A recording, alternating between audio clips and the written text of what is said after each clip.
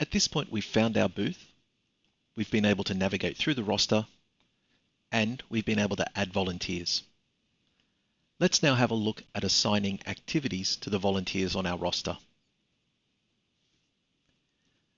To assign an activity to a volunteer, all you need to do is to select the combination of the volunteer and the time slot for that volunteer.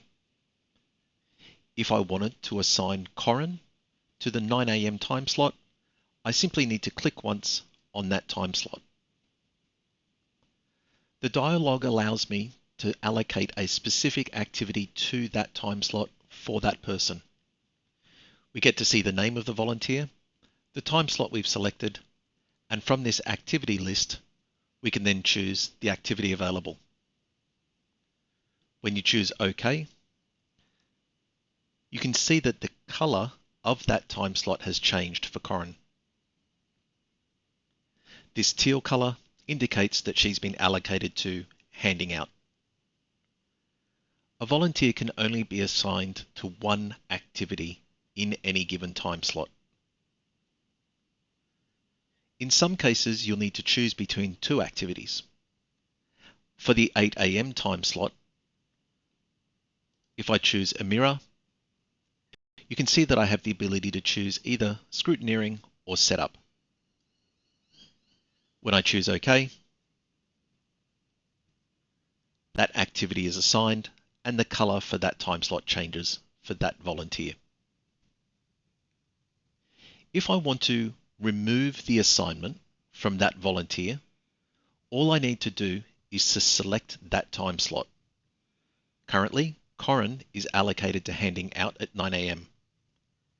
If I click once, you can see that the color has been removed from that time slot.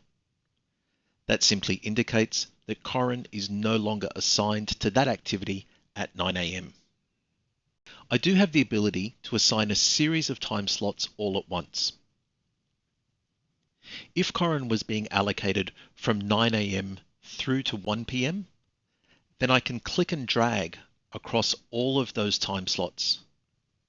When I release the click, you can see I get the same dialog indicating the name of the volunteer and the time frame from 9 a.m. to 12 p.m. I can then allocate the activity and choose OK.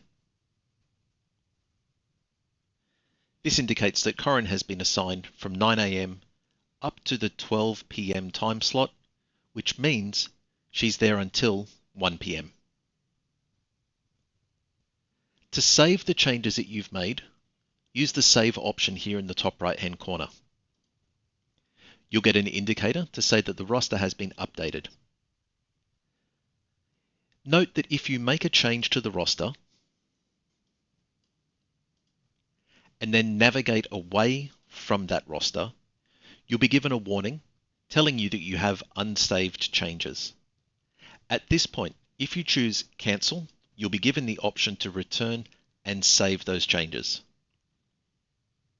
If you choose Leave, the changes that you've made will not be saved. You'll note that there's a Cancel option in the top right-hand corner also. This allows me to simply revert the changes that I've made since I last saved the roster. For example, if I allocate Amira to these 3 time slots and then choose Cancel, you can see that those allocations have been removed. Finally, you can also remove all allocations for an individual volunteer. If I select Corinne from this list, you can see that Corinne is selected, and then I can choose the trash can here in the top right-hand corner. Note that the message is indicating that we're not removing Corin from the roster. Instead, we're only removing Corin's allocations from the roster. Doing so then clears Corin to be assigned again.